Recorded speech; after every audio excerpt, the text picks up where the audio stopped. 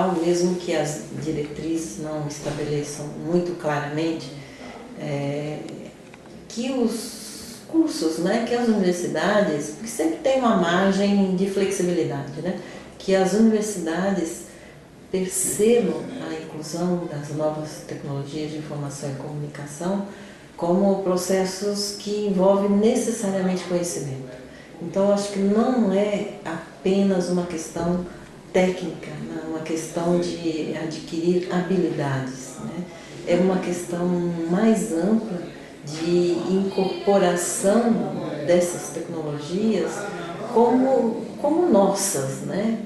A serviço da geração da informação e do processamento da informação, da construção de conhecimento e difusão desse conhecimento.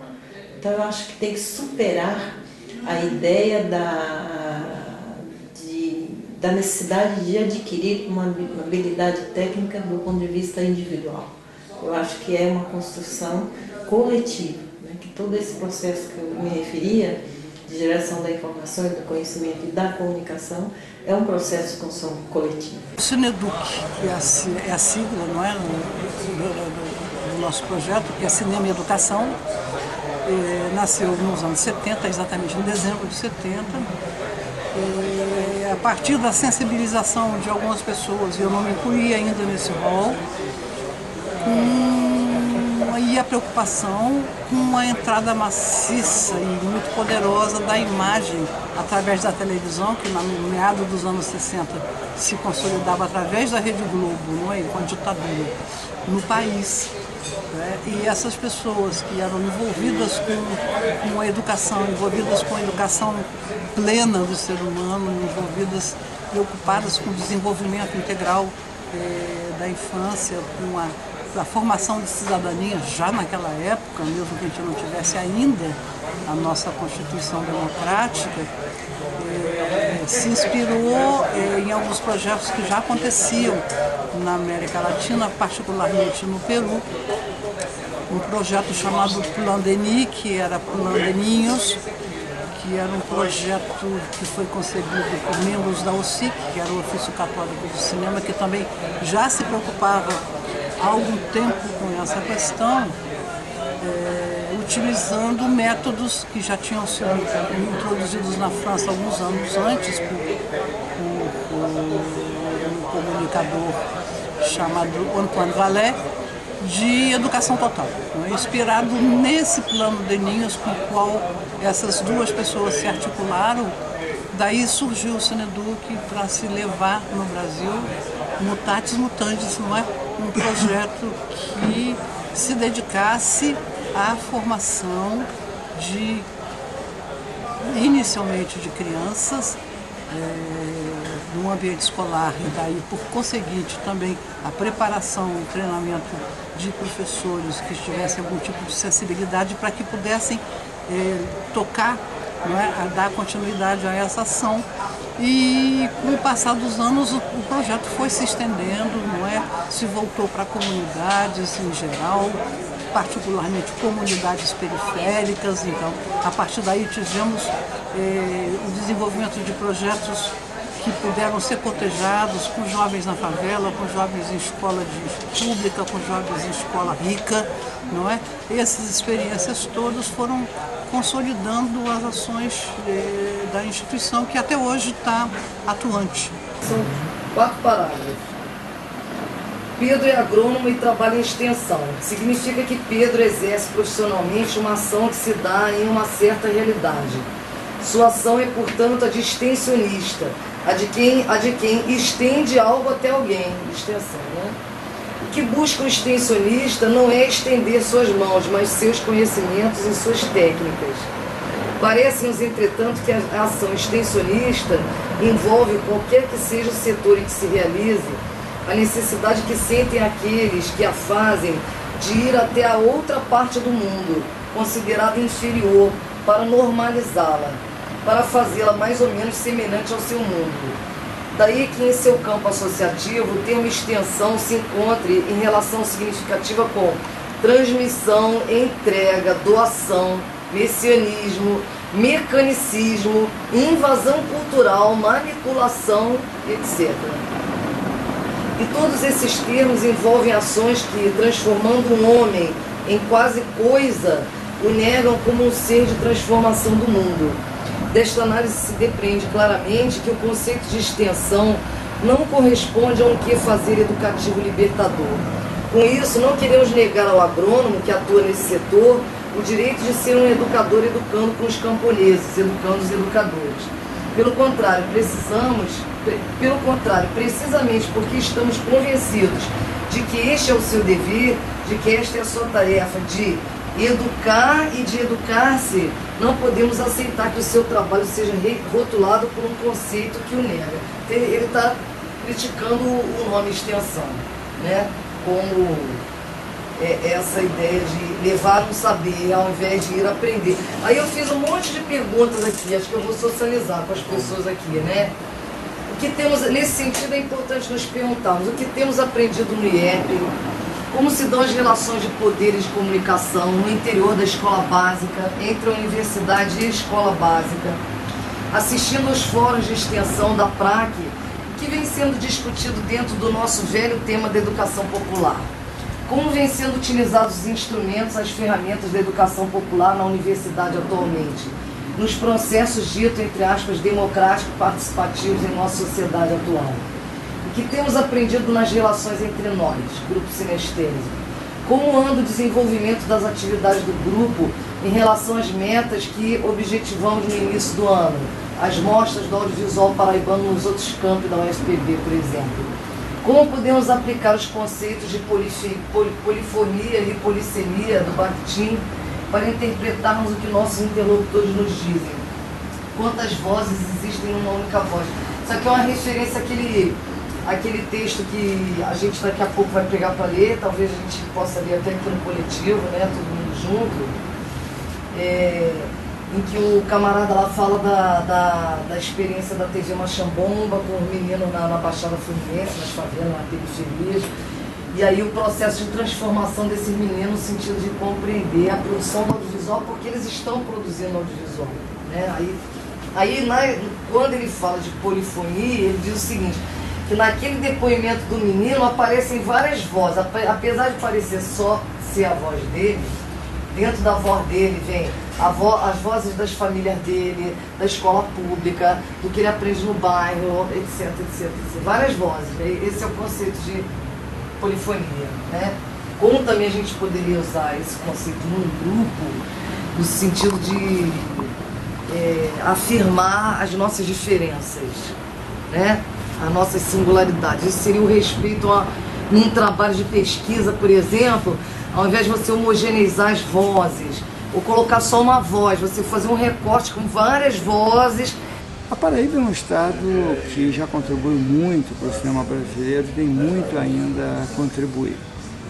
Nós sabemos a importância de Aruanda, de Duarte Noronha, em 1960, um filme intuitivo, mas que marcou profundamente a luz, o estilo do cinema novo.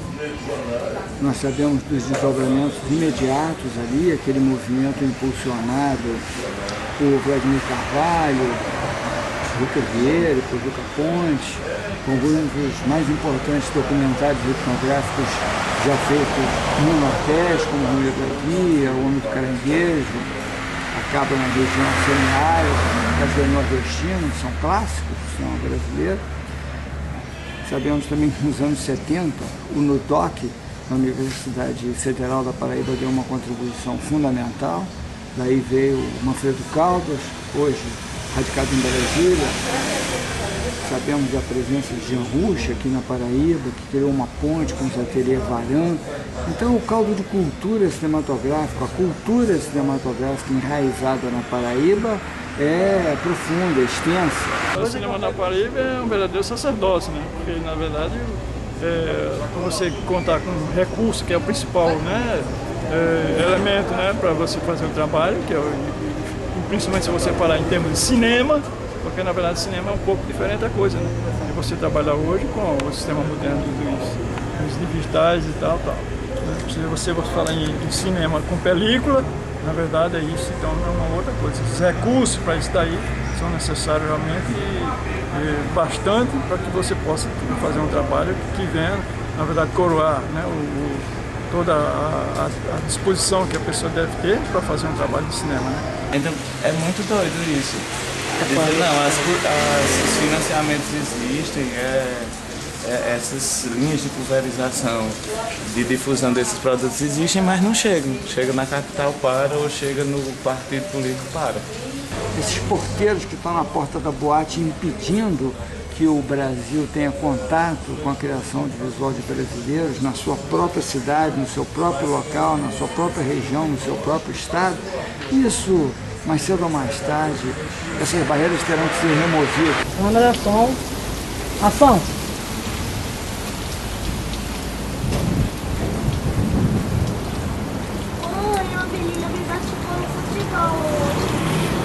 Corta.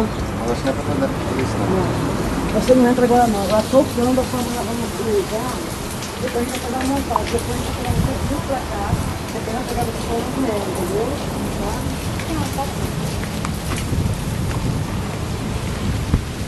Câmera, som. O princípio todo do projeto é a partir do Paulo Freire, portanto a gente está inserido de uma forma participante, né, dentro dessa relação. E dentro de uma forma participante a gente privilegia assim, ouvir, né, observar como é que essas pessoas estão trazendo os significados, né, dos seus mundos, né, vocalizando os seus repertórios culturais. Faz o papel de docência hoje, a igreja, a família, os meios de comunicação, de massa. Mas aí eu já digo que não é assim, não são os meios de comunicação, mas é quem faz os meios de comunicação, entendeu? É ver que por trás dos meios de comunicação, televisão, rádio, mídia e cinema, tem gente que faz. Então, aquelas pessoas estão querendo passar algum tipo de signo, estão querendo passar algum tipo de... estão querendo comunicar alguma coisa, seja um valor, uma ideologia, algum pensamento. Então, é as pessoas perceberem que elas também podem se apropriar desse tipo de material, da produção do audiovisual, da linguagem do audiovisual e poder falar sobre sua vida, sobre sua rua, sobre seus problemas, sobre o que ela pensa, entendeu? Então é perceber que os meios de comunicação, eles não estão aí à solta aleatória. Tem gente que faz, tem um grupo, tem um mercado, tem um mercado de notícia, tem um mercado de produção de cinema e a gente também pode se apropriar alternativamente desse tipo de material para poder produzir coisas que falem sobre a gente e que a gente não encontra geralmente na nossa mídia. E um exemplo disso, só para encerrar um relato que a gente tem de um sujeito da nossa pesquisa, né? Quando a gente foi a Bananeiras, uma das exibições, né? A gente exibiu um documentário chamado Uma Questão de Terra, que é sobre o movimento de terras do MST, né? E uma pessoa que estava lá na exibição, após a gente terminar a discussão e mostrar, ela olhava para aquele documentário e falava: ah, mas é o MST que está ali? A gente, é o MST. Ah, eles têm realmente uma causa, tem aqui, eles estão lutando por alguma coisa. É tão diferente do que passa no Jornal Nacional. Uma boa noite. A primeira amostra, ela se chama interestadual porque a gente faz uma ponte, principalmente com algumas entidades do Rio de Janeiro, né? Em particular a Universidade Federal Rural do Rio, que é a universidade onde eu vim. Então nós realizamos a amostra aqui no campus 1 da UFPB, João Pessoa, levamos a amostra para a Rural, né, no campus de Nova Iguaçu, levamos a amostra para o campus 3 da UFPB, que fica em Bananeiras, e realizamos também em Cajazeiras, no Cefet, e no IEP, né, no Instituto de Educação da Paraíba, que é uma escola de ensino médio, né, modalidade de formação de professores, nós realizamos a amostra não compacta, porque nesses lugares, em geral, a gente apresenta a amostra em 3 dias, por exemplo, manhã, tarde e noite, manhã e noite, tarde e noite, dependendo da disponibilidade da instituição, mas no caso do IEP nós fizemos atividade ao longo do 2º semestre. Então nós tivemos uma oportunidade de destrinchar aquela programação em várias sessões e pudemos realizar debates ao longo de um período maior, com mais turmas, o que possibilitou para a gente enxergar coisas que numa exibição que dura 3 dias a gente não tem oportunidade. E também realiza oficinas. Então, nessas oficinas existem tanto produtos sob a forma de cartazes, né, pequenas, usando imagens e usando pequena produção textual, como às vezes também a gente passa papéis, as pessoas também escrevem ao longo do processo de exibição. Quando a gente exibe e faz o debate, algumas pessoas vão ao microfone, mas qual é a nossa questão? As que vão ao microfone são aquelas que, em geral, já estão acostumadas a falar, né? Já tem o poder da fala. Então, a gente passa os papéis em branco para que as pessoas, mesmo que não se identifiquem, elas possam escrever as suas impressões, né? A questão das oficinas, nem sempre a gente consegue realizar, porque depende das condições de tempo, que em cada local se dão de forma diferente. A oficina, em geral, ela requer um tempo um pouco maior. É interessante porque ela possibilita uma relação mais face a face com os participantes, né? Uma primeira etapa da mostra que foi idealizada pela professora Virginia, ela foi a pessoa que selecionou os filmes, né? E montada por todo o grupo sinestésico, e foi uma coisa muito interessante porque foram convidados para sentar à mesa de debate os próprios diretores, os próprios produtores. Eu acho que sempre que propõe a discussão audiovisual é pertinente. Eu acho que a gente tem que levar as pessoas a pensar, a debater, a aprender audiovisual. Não só aprender a receber, mas a se apropriar um pouquinho disso e transmitir para os outros. Então eu acho que a iniciativa é totalmente válida. Contem comigo sempre que precisar e vamos trazer sempre o pessoal ao cinema, porque a sessão sempre continua. A primeira mostra interestadual do audiovisual paraibano, eu acho que é de uma importância ímpar. Eu acho que tem que ser a primeira de uma série, e isso não só para fazer mostrar e difundir a cultura paraibana no Rio de Janeiro e vice-versa, mas para a gente conseguir estabelecer parâmetros de diálogo e exibição e difusão e espaços críticos onde a gente pode pensar, debater, reflexionar, refletir sobre a produção audiovisual. Eu acho que isso é fundamental para fazer mais e mostrar mais. Como é natural, assim que a gente termina um filme, a gente vai tentar cavar espaço de exibição, que é o maior problema realmente assim, do cinema brasileiro, todo mundo comenta isso, mas que a gente não tem onde exibir. E é muito curioso, assim, até a gente pensar em coisas localizadas. Por exemplo, eu tenho amigos assim, muito próximos que nunca viram um filme que eu fiz, o meu filme passado, assim, você fica, pô, a galera comenta, sabe do filme, mas quase ninguém vê. Aí a gente lança o filme, a gente lançou o Plano do Cachorro recentemente na BD do Tintim, foi bem legal, uma sessão lotada, assim, mas depois as pessoas perguntam, mas e aí, onde é que eu posso ver? Aí aquela coisa meio, pois é, aí eu te arrumo uma cópia, uma coisa muito informal ainda, que não consegue atingir uma grande parcela da população. Eu não posso deixar de dizer aqui que o que me faz sofrer muito no cinema paraibano é a coerência política dos seus cineastas, sobretudo os considerados da primeira geração. Então, e não é só da primeira geração, que você vai ver desde Aruanda até Gadão. Essa coerência política me faz sofrer muito, sobretudo quando se invoca muito o sertão. Então eu diria, eu vejo uma coerência entre o Partido Comunista e o PT na sua fase inicial. Aí começo a sofrer. Começo a sofrer com a radicalidade necessária.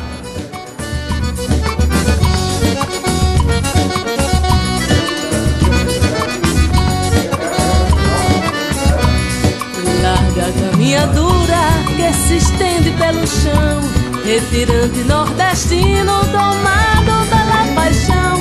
Eu na trilha do destino sou mais Deus, nosso Senhor. Ando só, não desatino, sou na vida um vencedor. Boto um pinho na sacola, faço moda de repente. Minha vida é minha escola, filosofia que se sente. O sol nasce todo dia ele se põe.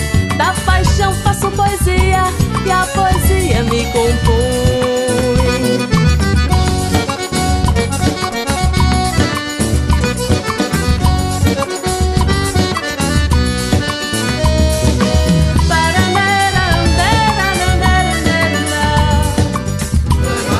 Isso aqui é o início do plot, quer dizer, o cara está usando colagem, isso é uma coisa pequena, está usando colagem. O que já é uma coisa super pop, porque a colagem é o quê? É um material pronto, né? Feito por outro, que ele recorta e cola, não é isso? Não é a mesma coisa, você tem toda a razão. Então, por isso é que nós estamos fazendo uma formação horrível, né? Mas é assim também um testemunho, uma materialização dos limites que a gente tem do trabalho com a questão da arte no Brasil, né? A educação escolar, a universidade é uma escola também, está vendo a educação escolar, ela é restrita porque ela ignora a dimensão das linguagens artísticas na construção do conhecimento, que nós cada vez mais precisamos, pelo contrário, né? Trazer essa dimensão para dentro da produção do conhecimento, quer seja ele escolar ou não. Né? Foi ótimo.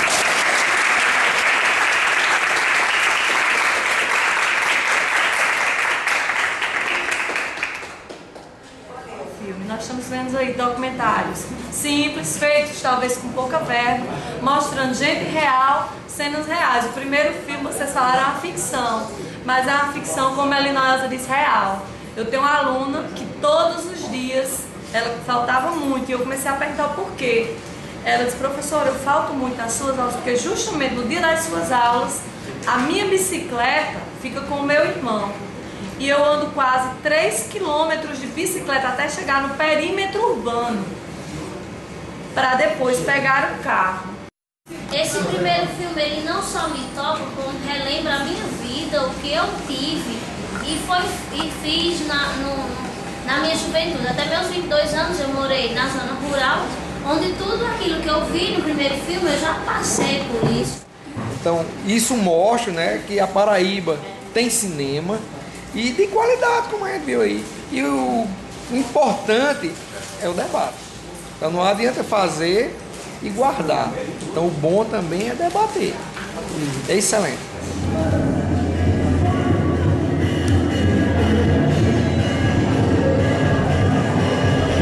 Um prazer imenso mesmo. Um prazer imenso ter vocês aqui na cidade da gente, com a nossa festinha do Clube de Viver.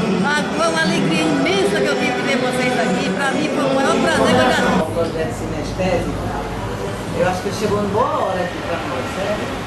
A professora Marília caiu do céu agora, nesse projeto. Uma ótima aceitação. Você sabe, né? A juventude gosta de filme, de cinema e tal. E está fazendo um resgate. Está resgatando a história da Paraíba, o interior da Paraíba. Como nós vimos alguns filmes no começo, Cabaceira, alguns filmes de Aruanda, não foi? Que nós vimos no começo e tal, e tudo isso tem contribuído para melhorar até a imagem da Paraíba e elevar a autoestima do paraibano, certo? Então, foi ótimo, valeu a pena, e parabéns à professora Marília, certo? E o projeto continua. O projeto continua. Hoje mesmo nós tivemos a oportunidade de ver um documentário a respeito do Ariano Suassuna, uma coisa linda. Como foi bom conhecer melhor um pouco da história dele. Era uma pessoa inteligente, humilde, simples, lindo. Mexeu com tanta coisa, até a Escola de Samba do Rio de Janeiro também. Então o projeto está ótimo, valeu a pena. Nós temos outros documentários para ver, vem Paulo Freire, tem o dia da negação do Brasil, um trabalho também sobre a consciência negra. A gente está muito animado e a turma toda muito empolgada. E bom, é que ela está pegando a escola toda. Bem, esse projeto sinestésico que está acontecendo aqui no Instituto de Educação da Paraíba, ele tem uma grande importância tanto para os alunos como para os professores e a educação em geral. Por quê? Porque ele resgata toda a história dos filmes paraibanos, de uma realidade verdadeira, até a questão da literatura. E como a gente é da rede estadual de ensino da Paraíba, a gente não tem muitos recursos didáticos para mostrar dentro de uma escola. E principalmente aqui, que é uma escola de formação de professores, onde a gente sempre está inovando dentro das disciplinas, dos temas transversais, a questão da realidade da nossa Paraíba. Defendendo a Ariano, quando ele lê Molière, Cervantes e então eu defendo porque era a literatura da época, né? A grande literatura da época que ainda hoje é atual e que todo mundo tem que ler, né? Deve ler. Então ele lia e também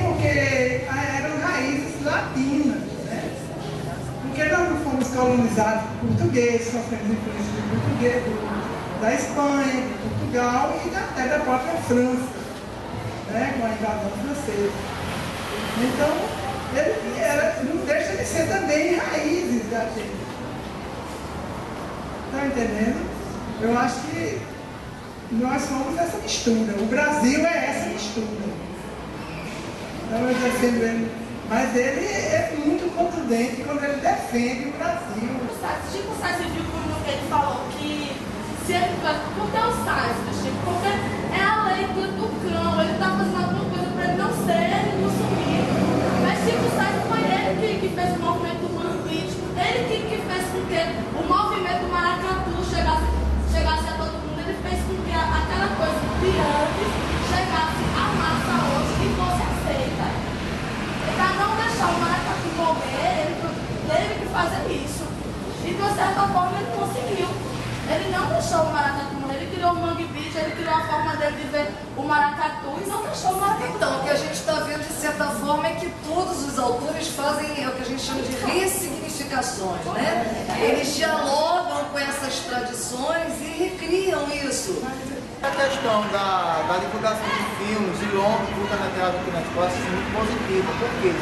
Porque nós começamos a ter contato com a cultura regional, com a cultura legítima do povo nordestino, do povo paraibano, com o resgate das nossas raízes e também uma associação da sétima arte com a cultura regional, possibilitando até mesmo a construção de uma nova perspectiva na educação. Eu costumo até dizer que não é só no apoio cultural, literário, mas também no apoio de forma acadêmica. Dinamiza mesmo o aluno dentro do âmbito regional, dentro do âmbito da educação. Por quê? Porque a gente já começa a ter contato com a educação de raiz da terra. Aqui no momento o senhor do Castelo, do Marcos Vilar, né, já nos mostra essa questão da didática literária de Ariano Suassuna. Uma forma de aprendizado, de divulgação, né, de comunicação, essa nova forma de saber. Eu acho que esse projeto vem multiplicar, né, vem trazer para a gente um conhecimento sobre essas pessoas como o Ariano Suassuna, extraordinária, renascer a preservação da cultura brasileira, né, paraibana, e até o próprio paraibano ele está solto, perdido, eu acho que não conhece, não valoriza tanto, né, não por não gostar, mas por não saber, por não ter conhecimento, por não ter acesso. Eu acho que vocês estão viabilizando um acesso, né, à cultura paraibana, brasileira, e ter mais informações sobre isso. Eu acho que a gente tem muita carência disso. E eu acho que, foi o que eu falei com a professora ali, vocês deveriam estender esse projeto aos municípios. E principalmente para vocês aqui, né, que estão estudando para ser futuros educadores, vão ir para a sala de aula, vão estar lidando com crianças, com adolescentes, e que vocês precisam ter essa consciência, né, de tentar realmente desconstruir alguns preconceitos que existem aí, para que não tenha que se fazer barreiras, porque hoje em dia eu acredito que existem até certos muros dentro da sala de aula. Se não muros físicos, mas muros ideológicos, muros lá, que estão presentes dentro da sala de aula. Então, para vocês como futuros educadores, que eu faço para vocês essa questão da reflexão, né? Quebrem esses muros ideológicos, que não, a gente sabe, não tem muro físico dentro da sala de aula para dividir. É o negro e é o branco. Mas existem com certeza muros ideológicos que têm ainda toda uma carga histórica que nós trazemos, né? Então vocês implicam muito isso para que esses muros não existam dentro da sala de aula de vocês, como educadores. Então a minha mensagem como comunicóloga para vocês que são educadores, né? Obrigada.